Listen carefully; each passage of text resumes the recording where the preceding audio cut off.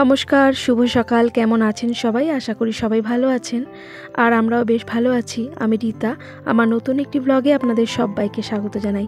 আজকের দিনটা ছিল বুধবার, 25শে ডিসেম্বর। তো আপনাদের সকলকে জানাই বড়দিনের অনেক অনেক শুভেচ্ছা। তো আজকে প্রভু যিশুকে স্মরণ করে অনেকেই অনেক রকম অনুষ্ঠান করছেন, কেউ বা কেক কাটছেন, তবে আমাদের এই ছোট্ট কেক দিয়ে আজকে উদযাপন করব। এছাড়াও আজকে কি হয়, আমাদের এই দিনে আমরা শ্রী মাতাজিকেও যিশু রূপে পূজা করে থাকি। আর জানেন তো, মায়ের বিভিন্ন সেন্টারেও আজ পুজো হচ্ছে, তবে আমার শরীরটা খারাপ বলে আজকে আর যাওয়া হলো না।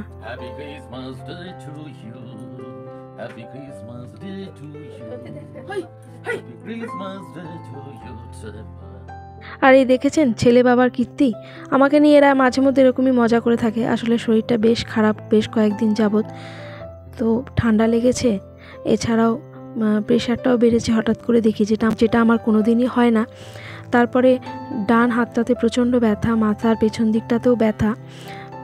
তো ডাক্তার দেখিয়েছি, তো একটু ভালো লাগছিল, তাই ভাবলাম যে কাজগুলো একটু সেরে নিই। আর আজকে উঠতেও অনেকটা দেরি করে ফেলেছি, প্রায় 8টা বাজে। তো হাজব্যান্ড চা খেয়ে একটু রেডি হয়ে তার কাজে বেরিয়ে গেছে। আজকে সকাল সকাল আর রান্না করে দিতে পারিনি। অন্যান্য দিন সকাল সকাল অন্তত ভাতটা বসিয়ে দিই। আর এখানে একটু জামা কাপড়টা গোছাচ্ছিলাম, আর ওই যে আমাদের ক্যাটরিনা শুধু আমার পিছু পিছু ঘুরু ঘুরু করছিল, তাই ওকে একটা বিস্কুট দিয়ে আপাতত শান্ত করে দিচ্ছি। তারপরে কাজগুলো সারবো, নইলে আমাকে কাজগুলো করতেই দেবে না, পিছন পিছন ঘুরতেই থাকবে। তাই ওই জন্য ওকে এই নতুন ঘরের দিকটায় নিয়ে চলে আসলাম। এখানে বিস্কুটটা ভেঙে ছোট ছোট করে দিচ্ছি, যাতে ওর খেতে সুবিধা হয়। আর এই দেখুন, দেখেছেন পায়ে পায়ে কেমন চলেও এসেছে।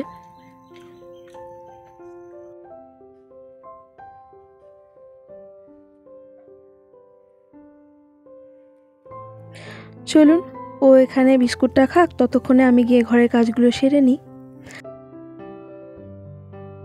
আর এখন যেহেতু শীতকাল, তাই ঠান্ডা মেঝেতে কিছুতেই পা দেওয়া যায় না, তাই সবসময়ের জন্য একটা কার্পেট কিংবা কোনো কম্বল এরকম পাতলা পেতে রাখি। আর এটা আমি বাপের বাড়ি থেকে নিয়ে এসেছিলাম। তো ও বাড়িতে তো এরকম অনেক কার্পেট পড়ে আছে, কিন্তু চারিদিকে বন্ধ থাকা সত্ত্বেও এইরকম ইঁদুর ঢুকে মাঝখান করে কেটে দিয়েছে ভাঁজ করা অবস্থায়।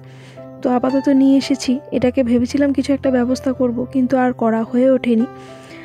তো এটা এরকম পেতে আমরা এর ওপর হয়তো বসলাম, কি খাওয়া দাওয়া অনেক সময় করি। যাই হোক, ওটাকে গুছিয়ে নিলাম। আর এখানে যে ব্যাগটা দেখতে পাচ্ছেন লাল রঙের, এটা হচ্ছে কি আমার হট ব্যাগ, কারণ প্রচণ্ড ব্যাক পেন হচ্ছে। তারপরে ওই যে বললাম ঠান্ডা লেগে হাতে যন্ত্রণা করছিল, তো সেটাই মাঝে মধ্যে এখন সেঁক দিতে হচ্ছে। আর এখন এটাকে একটু গুছিয়ে রাখছি। তো বিছানায় বসে দিলে বেশ আরাম হয়, তো সেই জন্য আমার হাজব্যান্ড একটা আলাদা সুইচ বোর্ড এবং আলাদা একটা তারের এর সঙ্গে কানেক্ট করে দিয়েছে। তো সেটাকে ভালো করে আলাদা করে গুছিয়ে রেখে দিলাম। আর এখন বিছানাটাও ভাঁজ করে নেবো। তো এই ভারী ভারী কম্বলগুলো তো হাজব্যান্ডই ভাঁজ করে দিয়েছিল, কিন্তু তারপরও ঠিকঠাকভাবে এক সাইড করে রাখা হয়নি, তাই আমি আবার একটু গুছিয়ে নিচ্ছি। আর এই লাল রঙের যে ব্ল্যাঙ্কেটটা, এটা ভীষণই ভারী, তো এটাকে গুছাতে গেলে হাতে প্রচণ্ডই লাগে, যেহেতু আমার ডান হাতটা অনেকটাই ব্যথা। তবুও যাই হোক, কষ্ট করে নিলাম। আর এবার বিছানাটা একটু ঝেড়ে নেবো। আর যেহেতু এখনও স্কুল ছুটি, মানে এই তো নতুন আবার সেশন শুরু হবে, তো সোনা সবসময়ের জন্যই বিছানায় উঠে বেশিরভাগ সময়টা টাইম পাস করে। তো তাতে করে বিছানাটা আরও বেশি তাড়াতাড়ি নোংরা হয়ে যায়, জানেন তো। আর এই তো বিছানাটা গুছিয়ে নেওয়ার পর তারপরে একটু ঝাঁট দিয়ে নিচ্ছি। তো ঘর আর আজকে মুছতে পারবো না, কারণ ওই যে বললাম হাতটা প্রচণ্ডই যন্ত্রণা করছে, তো সেই কারণে একটু ঝাঁটি দিয়ে নিচ্ছি। আর এই সময়টা আমি যখন ভয়েস ওভার দিচ্ছিলাম, তখন আমার হাজব্যান্ডের একটা ফোন চলে এসেছিল, তো তারই কিছু কথা এর সঙ্গে অ্যাড হয়ে গিয়েছে। চলুন, ঝাড়টা দিতে দিতে কিছু সাবস্ক্রাইবার বন্ধুর কমেন্টে রিপ্লাই দিয়ে দিই। কেতুকে বলেছেন যে কেমন আছেন আপনি, অনেক দিন আপনার কোনো দেখা নেই, খুব মিস করছিলাম, তাই আপনাকে দেখে খুব ভালো লাগলো। সকালে ব্রেকফাস্টটা খুব সুন্দর ছিল এবং পুরো বাড়িটাও খুব সুন্দর। রিপ্লাই পেলে ভালো হতো। হ্যাঁ দিদিভাই, এখন খুব ভালো আছি, তবে বেশ কিছুদিন আমি ইউটিউবে কোনো ব্লগ শেয়ার করতে পারিনি, কিছু অসুবিধা তো ছিলই। তো আবার ফিরে এসেছি, আশা করি আপনাদের কাছ থেকে আগের মতোই ভালোবাসা পাবো। আর এত সুন্দর আপনি একটা কমেন্ট করেছেন, এর জন্য অসংখ্য অসংখ্য ধন্যবাদ। ভালো থাকবেন। আর এই তো আপনাদের সঙ্গে গল্প করতে করতে কাজ বেশ খানিকটা এগিয়ে নিয়েছি, যদিও শরীর আর দিচ্ছে না, মাথার পেছন দিকটা প্রচণ্ডই যন্ত্রণা করছে। আর এখনও রান্নাবান্না কিছুই চাপায়নি, গতকালের বেশ কিছুটা পরিমাণে ভাত তরকারি এ সমস্ত কিছু পড়ে আছে। তো ভাবলাম ওটা দিয়ে সোনাকে আর হাজব্যান্ডকে খেতে দিয়ে দেবো, কিন্তু হাজব্যান্ড তো এখনও বাড়ি আসেনি। তো ভাবলাম মাথার পেছন দিকটা যখন এতটাই ব্যথা করছে, যদি ঠান্ডা লাগার জন্য হয়ে থাকে তাহলে একটু গরম জলের ভ্যাপার নিলে হয়তো বেশ ভালো লাগবে। তাই এই ওভেনটাতে একটু গরম জল বসিয়ে দিলাম। আর এই বড় ওভেনটাতে কী হয়েছে কি জানি, ভালো করে জ্বলছেই না, সেই জন্য ওই একটা ওভেনেই আমাকে রান্নাবান্না করতে হবে। আর এখনও পর্যন্ত বাসন পড়ে আছে, তো সেগুলো ভাবছি ধোবো, কিন্তু তার আগে ভাবছি একটু গরম জলের ব্যাপারটা নিয়ে নিই, তাহলে হয়তো আরাম লাগবে। তো সেটাই এখন করে নেব। আর এরই সঙ্গে কয়েকজন বন্ধুরও কমেন্টও পড়ে নেব। ইরা ডেইলি ব্লগ থেকে দিদিভাই বলেছেন যে আমার কলিজার দিদি, তোমার বাবাটা ভীষণ কিউট আর খুব মিষ্টি, তোমার বাবুর জন্য অনেক অনেক আশীর্বাদ ও শুভকামনা রইল। আসলে দুদিন আগে আমি আমার সোনার জন্মদিনের ব্লগটা শেয়ার করেছিলাম, ওটা ছিল আগস্ট মাসের ব্লগ, কিন্তু এই যে বিগত কয়েক মাস কোনো ব্লগ শেয়ার করতে পারিনি, কিন্তু ভিডিওগুলো তো শ্যুট করা ছিল, সেখান থেকেই ভিডিও এখন এডিট করে আপনাদের সঙ্গে শেয়ার করছি। তো দিদিভাই আপনাকে জানে অসংখ্য অসংখ্য ধন্যবাদ আমার সোনাকে এত সুন্দর করে ভালোবাসা ও আশীর্বাদ করার জন্য। অসীমা দিদিভাই বলেছেন হ্যাপি বার্থডে সোনা, খুব ভালো থেকো, খুব বড় হও। অসংখ্য ধন্যবাদ দিদিভাই আপনাকেও, আপনাদের এই আশীর্বাদ আমার শোনার জন্য ভীষণ ভীষণ দরকার। আপনিও খুব ভালো থাকবেন দিদিভাই। আমার আর এক সাবস্ক্রাইবার বন্ধু মুরালিক, উনি থাকেন কেরালাতে, উনি বেঙ্গলিটা একেবারেই বোঝেন না, উনি যে আমাকে কমেন্ট করেন না, ছোটো ছোটো করে কেটে কেটে ইংরেজিতে কমেন্ট করেন, তাই ওনার রিপ্লাইগুলো আমাকে একটু হিন্দিতেই বলতে হয়। উনি যে লিখেছেন wish all the best 13th birthday Priyanshu. রীতাজি namaste Priyanshu birthday, grand this original life story रीताजी full time चश्मा डालो। हाँ, तो যাই হোক উনি বলতে চেয়েছেন প্রিয়াংশুকেও উনিও অনেক উইশেস, বেস্ট উইশেস জানিয়েছেন, তো আমারও ভালো লাগলো। Thank you for your comment.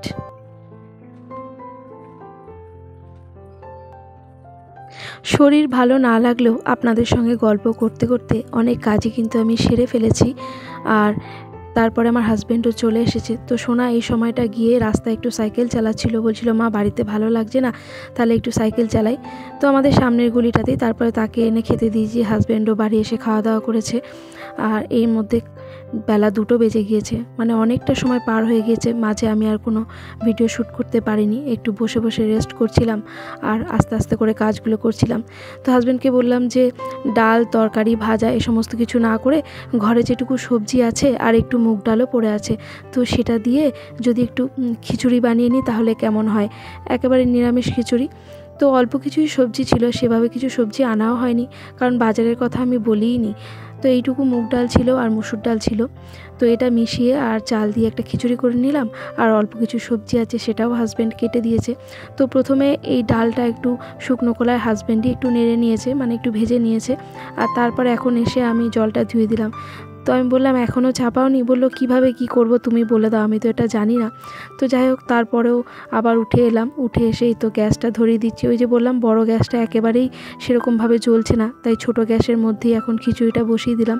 তো আমি বললাম এরপর তুমি দেখো, আমি একটু স্নান সেরে চলে আসি। তো তার আগে একটু বলল যে ভাজাটা একটু বসিয়ে দিয়ে যাও। আর ও নিয়ে এসেছিলো মাছ, কিন্তু মাছটা রান্না করতে আর একেবারেই ভালো লাগছিল না, তো আমি বললাম মাছটা তাহলে ভেজে রেখে দিই। তো সেটাই করা হয়েছে, মাছটা ভেজে রেখে দিয়েছি। আর এখন এই যে পেঁপে, ফুলকপি, ক্যাপসিকাম, মূলো, টমেটো এই সমস্ত সবজিগুলো যেটুকু ছিল সমস্ত কিছু কেটে দিয়েছে হাজব্যান্ড। আর এখন এগুলো একটু হালকা করে ভেজে নেব, সামান্য একটু নুন আর হলুদ দিয়ে। আর ওদিকের ওভেনটা যতক্ষণে চাল ডাল সেদ্ধ হবে ততক্ষণে আমি স্নান সেরে চলে আসবো। তো এটাও প্রায় হালকা হালকা ভাজা হয়ে গেছে। তো হাজব্যান্ডকে বললাম তুমি একটু মশলাটা বানিয়ে রেখে দাও। আর এই তো এর মধ্যে আমি স্নানটাও সেরে চলে এসেছি। আর এখন শীতকাল, তো স্নান করে এসে একটু মুখে কিছু না লাগালে বা হাতে পায়ে কিছু না দিলে মুখটা কেমন টান টান ধরে, তো সেই জন্য মুখে একটু সামান্য ময়শ্চারাইজার, সানস্ক্রিন এসব লাগিয়ে নিচ্ছি। এরই সঙ্গে চলুন আর একটা কমেন্ট পড়ে নিই। অসীমা দিদিভাই বলেছেন, রীতা তোমার মায়াপুর ভ্রমণ খুব ভালো লাগলো। আমরাও কিছুদিন আগে গিয়েছিলাম। মায়াপুরে গেলে মনটা খুব শান্তি লাগে। একদম দিদিভাই। তো আমি রবিবার দিন নবদ্বীপে গেছিলাম, তো সেখানে আর কি মায়াপুর দেখার জন্যে। তো মায়াপুরে আমরা প্রত্যেক বছরই যাই, আর একেবারে ঠিক বলেছেন দিদিভাই, মায়াপুরে গেলে সত্যি মনটা ভীষণ শান্তি লাগে। তবে আমাদের যেতে না অনেকটাই দেরি হয়ে গেছিলো, আরও একটু সময় পাওয়া গেলে আরও বেশ খানিকক্ষণ ওখানে কাটাতে পারতাম। তো যাই হোক, সব কিছু ভীষণই ভালো লেগেছে। আর এই তো বন্ধুরা, আমি রেডি হয়ে তারপর চলে আসলাম ঠাকুর ঘরে। ওদিকে খিচুড়িটা হয়ে গেছে, তো হাজব্যান্ড এতক্ষণে পাঁপড় ভাজছে। তো বললো তুমি তাহলে কোন পুজোটা দিয়ে চলে এসো। এই ঠাকুর ঘরের পুজোটা আমাকেই দিতে হয়, কারণ মাকে শৃঙ্গার করা, সুন্দর করে ফুল দিয়ে সাজানো, এগুলো সোনা কিংবা হাজব্যান্ড দুজনার কেউই ঠিকমতো একেবারেই করতে পারে না। তাই শত অসুবিধে হলেও আমাকেই করে নিতে হয়। আর আমার হাজব্যান্ড মানুষটা ভীষণই সাপোর্টিভ, যতক্ষণ পারে আমাকে যথেষ্ট হেল্প করে। এই যে শরীর খারাপ বলে বাড়িতে এসে কিন্তু বাসন মেজে দিয়েছে, সবজি কেটে দিয়েছে, রান্নার কাজেও অনেকখানি হেল্প করেছে। তো সমস্ত কিছু তো এইটুকু ভিডিওর মাধ্যমে তুলে ধরা সম্ভব হয় না, তবুও যতটুকু পারি আপনাদের সঙ্গে শেয়ার করি। যতই শারীরিক কষ্ট বা মনের কষ্ট থাক না কেন, নিজের কাছের মানুষটার কাছ থেকে যদি অনেকটা বেশি সাপোর্ট, ভালোবাসা এবং যত্ন পাওয়া যায়, তাহলে কিন্তু অনেকখানি ভালো লাগে, তাই না বলুন? ওদিকে পুজো সেরে চলে আসলাম খাওয়ার দাওয়ারের দিকে। তো এখন অনেকটাই খিদে পেয়ে গেছে, বেলাও অনেকটা হয়ে গেছে, কারণ যখন রান্না চাপিয়েছি তখন অলরেডি 2টো বেজে গেছে। তো যাই হোক, নিরামিষ খিচুড়ি আর খেতেও বেশ সুন্দর হয়েছিল। এদিকে বেগুন ভাজা আর পাঁপড় ভাজা হাজব্যান্ড করে নিয়েছে, কারণ সোনা তো বেগুন ভাজা খাবে না, তাই সোনাকে আর ওটা দেওয়া হয়নি। আর এখন সন্ধেবেলার সময় প্রায় 8টা বেজে গিয়েছে। তো হাজব্যান্ড জাস্ট ঘরে ঢুকলো, তো বললো প্রচণ্ড খিদে পেয়েছে। তো ঘরে তো মুড়ি আছে, চানাচুর আছে, কিন্তু শুধু তা দিলে হবে না, আমার হাজব্যান্ডের আবার একটু সমস্ত কিছু গুছিয়ে দিতে হয়। তো আমার অপেক্ষায় থাকে না, এখানে এই যে নিজে নিজেই ধনেপাতা কুচি করে নিয়েছে, পেঁয়াজ কুচো করে নিয়েছে, আমি একটু কাঁচা লঙ্কা দিয়ে দিলাম, আর দিয়ে দিলাম একটু সর্ষের তেল। তো ওটা দিয়ে মুড়িটা খেয়ে নিক, ততক্ষণে রাতে যে রুটি হবে। আমি বললাম তাহলে আমি আটাটা মেখে নিই, কারণ চা করলে তো এক্ষুনি ঠান্ডা হয়ে যাবে। তো কিছুক্ষণ আগে আমি আর সোনা দুজনে চা খেয়েছি, আর হাজব্যান্ড এলো, তো তার জন্য এখন করে দেবো, কারণ ঠান্ডার সময় তো সেই জন্য একটু চা খেতে বেশ ভালোই লাগে। তো বললাম ঠিক আছে, চলো তুমি মুড়িটা শেষ করে নাও, তারপরে আমি চা করে দিচ্ছি। আর এই তো সেই জন্য একটু আটাটা মেখে নিচ্ছি, কারণ আটাটা মেখে নেওয়ার পর খানিকক্ষণ রেখে দিলে আটাটাও বেশ মাখাটা ভালো হয়।